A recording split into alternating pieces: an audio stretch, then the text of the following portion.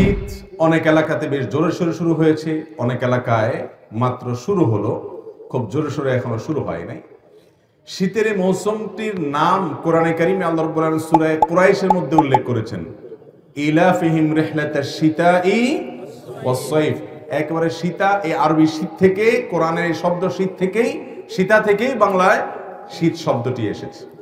তো শীতের এই মৌসুমকে কেন্দ্র করে প্রিয় নবী সাল্লাল্লাহু আলাইহি সাল্লামের অনেকগুলো হাদিস আমরা জানি, যে হাদিস থেকে আমাদের নিত্য নতুন অনেক বিষয় জানার আছে, বোঝার আছে।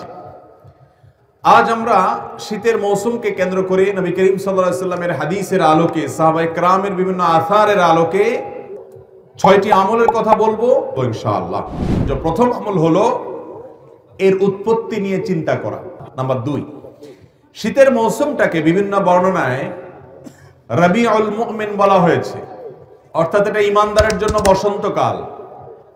বসন্তকালে যেরকম ফল ফসল ফোটে, শীতের মৌসুমে ঈমানদারের আমলের বসন্তের ফুল ফুটে, আমলের ফুল ফুটে। নবী করিম সাল্লাল্লাহু আলাইহি সাল্লাম তিরমিজি বর্ণিত হাদিসে বলেছেন যে আশ-শীতা, এটা হলো আল গনিমাতুল বারিদা, আশ-শীতা ফিস সাওম, আস-সাওম ফিস শীতা। গনিমাতে বারিদা বা শীতল সুবর্ণ সুযোগ। শীতল সুবর্ণ সুযোগ মানে যে সুযোগটা যে কেউ নিতে পারে।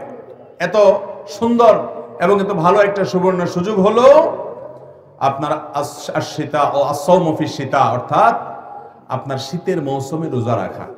এই শীতের মৌসুমে রোজা রাখা, এটাকে সুবর্ণ সুযোগ বলা হয়েছে। কেন?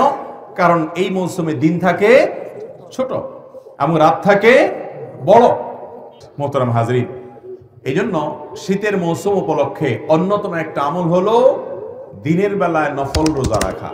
শুধু শীতের মৌসুম, এই উপলক্ষে রোজা রাখার কথা হাদিসে বলা হয়েছে, উৎসাহ দেওয়া হয়েছে। সাহাবায়ে কেরাম রাখতেন খুব আগ্রহ সহকারে, এবং নবী করিম সাল্লাল্লাহু আলাইহি সাল্লাম এটাকে আল গনিমাতুল বারিদা বলা হয়ে বলেছেন। 3 নম্বর আমল হলো শীতের মৌসুম উপলক্ষে তাহাজ্জুদের বিশেষ চেষ্টা করা। একটি হাদিস মুআজ্জামে তাবরানীতে বর্ণিত হয়েছে, নবী করিম সাল্লাল্লাহু আলাইহি সাল্লাম বলেছেন, কিছু মানুষের কাজ দেখলে, আমল দেখলে আল্লাহ রাব্বুল আলামিন হেসে দেন। আল্লাহর হাসাটা তার শানের সাথে যেভাবে হবে সেভাবে, আমরা এর কাইফিয়ত জানি না, কিন্তু হাদিসে আসছে যে আল্লাহ রাব্বুল আলামিন হেসে দেন বান্দার কিছু আমল দেখলে। এর ভিতরে এক শ্রেণীর মানুষ আছে যারা বহু কষ্ট উপেক্ষা করে, ধরেন শীতের সময় শীতের তীব্রতা, কনকনে শীত এবং ঠান্ডা, এটা উপেক্ষা করে, এটা সহ্য করে তারা উঠে যান এবং দাঁড়িয়ে সালাত আদায় করেন। তাদের দাঁড়িয়ে এই সালাত আদায় করা, এটা দেখে আল্লাহ রাব্বুল আলামিন হেসে দেন এবং ফেরেশতাদেরকে তিনি জিজ্ঞাসা করেন, মা হামালা আবদি আলা মা সানা, আমার বান্দা যা করলো এটা কেন করলো? এই শীতে, এই কষ্টে সবাই লেপে কম্বলের নিচে শুয়ে আছে, আরে কনকনে শীতের মধ্যে সব ফেলে দিয়ে যুবথুবু হয়ে সে কেন দাঁড়িয়ে সালাত আদায় করছে? তখন ফেরেশতারা আল্লাহ রাব্বুল আলামিনকে জবাব দিলেন। আল্লাহ রাব্বুল আলামিন জানেন সবকিছু, শুধু তার থেকে শুনতে চেয়েছে। তারা জবাব দেন যে আল্লাহ, রাজা মা ইনদাক ওয়া শাফাকাতা মা ইনদাক মিম্মা ইনদাক, আল্লাহ আপনার কাছে যে নেয়ামত আছে, পুরস্কার আছে, এটা প্রত্যাশায় তারা দাঁড়িয়ে সালাত আদায় করছে। আর আপনার কাছে যে আযাব আছে, সে আযাব থেকে পানা আছে, তারা এই কাজটি করছে।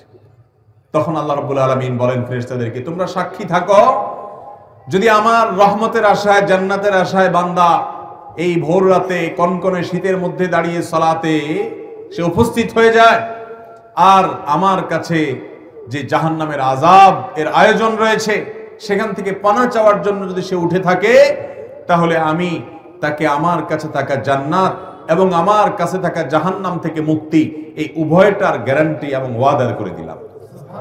মুহতারাম হাজরিন, সেজন্য শীতের মৌসুমে তাহাজ্জুদ পড়ার চেষ্টা করা উচিত। 4 নম্বর আমল হলো শীতের মৌসুমে কষ্ট উপেক্ষা করে ওযু করা। শীতের সময় ওযু করতে খুব বেশি আরাম লাগে না, সাধারণত কষ্ট লাগে, ঠিক না বেঠিক? এই কষ্ট উপেক্ষা করে যারা ওযু করে, তাদেরকে এই ওযুর মাধ্যমে আল্লাহ রাব্বুল আলামিন তাদের ছোটখাটো যত গুনাহ আছে সমস্ত গুনাহগুলো মাফ করে দেন এবং আল্লাহর কাছে জান্নাতি হিসাবে, ঈমানদার হিসাবে তাদের মর্যাদা এবং মর্তবা আল্লাহ তাআলা প্রমোশন করে, বৃদ্ধি করে দেন, উপরে উঠায় দেন। নবীজি সাল্লাল্লাহু আলাইহি ওয়াসাল্লাম বলেছেন, আলা আদুল্লুকুম আলা মা ইয়ামহুল্লাহু বিহিল খাতায়া ওয়া ইয়ারফাউ বিহিদ দারাজাত, তোমাদেরকে আমি এমন কি আমলের কথা বলে দিব না যে আমলগুলো গুনাহসমূহ মাফ করে দেয় আর আল্লাহর কাছে মর্যাদা বৃদ্ধি করে দেয়। সাহাবায়ে কেরাম আমলের পাগল ছিলেন, আল্লাহর কাছে মর্যাদা বৃদ্ধি হোক সেটা চাইতেন। তারা বলতেন অবশ্যই বলুন ইয়া রাসূলুল্লাহ। তখন নবীজি সাল্লাল্লাহু আলাইহি সাল্লাম যে কয়েকটি আমলের কথা বললেন এর ভিতরে একটা আমল হলো ইসবাগুল ওযুই আলাল মাকারে। কষ্ট হয় এরপরও ওযু করতে কার্পণ্য করে না। অনেক অলস আছে যে অলস এই শীতের মৌসুমে নামাজ পড়ে না শুধুমাত্র এই জন্য যে ওযু করতে কষ্ট হবে। আছে না নাই? মোহতারাম হাজরিন, শীতের মৌসুমে সামান্য একটু শীতের কষ্ট হবে, ঠান্ডা লাগবে ওযু করতে গেলে। এই কষ্ট উপেক্ষা যদি আপনি করতে না পারেন, এই কষ্টটা যদি সহ্য করতে না পারেন, তাহলে কিভাবে আপনি আশা করেন আল্লাহর কাছে অনন্ত অসীমকালের জান্নাতের? অতএব শীতের মৌসুমে যত কষ্ট হবে সমস্ত কষ্ট উপেক্ষা করে হলেও ওযু করার মতো সৎ সাহস থাকতে হবে। অতএব শীতের মৌসুমে কষ্ট উপেক্ষা করে ওযু করব তো ইনশাআল্লাহ।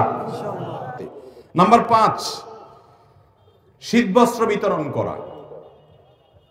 এদেশে এখনো শত শত হাজারো মানুষ শীতের সময় কনকনে শীতে কাঁপতে থাকে। শীত নিবারণ করার মতো প্রয়োজনীয় শীতের কাপড়, গরম কাপড় তাদের কাছে থাকে না। পঞ্চগড় জেলা এবং আরো কোন কোন এলাকাতে 13 ডিগ্রি 12 ডিগ্রি পর্যন্ত নেমে যায় শীতের সময় এবং মানুষ মারা যায়। ঢাকা সহ বিভিন্ন শহরে এখনো অনেক মানুষ দেখা যায় রাস্তার ধারে শুয়ে আছে কনকনে শীতের মধ্যে, কোন রকম একটা পাতলা কাপড় শরীরের উপরে, পিনপিনে বাতাস চলছে।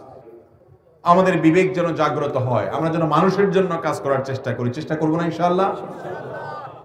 এই শীতের অন্যতম গুরুত্বপূর্ণ একটা আমল হিসাবে এটাকে আমরা ফিক্স করে নেই যে আমি আমার শীতের মৌসুমে নিজের জন্য শীতের কাপড়, নিজের পরিবারের জন্য, বাচ্চা কাচ্চার জন্য যখন কিনবো, আমার আশেপাশে থাকা মানুষগুলোর জন্য আমি একটি পিস কাপড় হলেও কিনে দিব। চেষ্টা করবো না ইনশাআল্লাহ? আল্লাহ তাআলা আমাদের সবাইকে আমলের তৌফিক দান করুন। শীত উপলক্ষে 6 নম্বর যে আমলের কথা বলবো তা হলো সালাত বা নামাজ আউয়াল ওয়াক্তে যথাসম্ভব দ্রুততার সাথে আগে আগে পড়া। আগে আগে মানে ওয়াক্তের আগে না, ওয়াক্ত হওয়ার পর দেরি না করে পড়া। কারণ নবী করিম সাল্লাল্লাহু আলাইহি ওয়াসাল্লাম শীতের মৌসুমে সালাত খুব তাড়াতাড়ি পড়তেন আর গরম হলে একটু দেরিতে পড়তেন। বিশেষ করে যোহরের নামাজ শীতের সময় একটু আগে আগে পড়া, গরমের সময় একটু দেরি করে পড়া। তো শীতের মৌসুমে এই আমলটি আমরা খেয়াল করব। এরকম আরো অনেক আমল আছে যে আমলগুলো আমরা শীতের মৌসুমে করতে পারি। আল্লাহ তাআলা আমাদের সবাইকে আমলের তৌফিক দান করুন।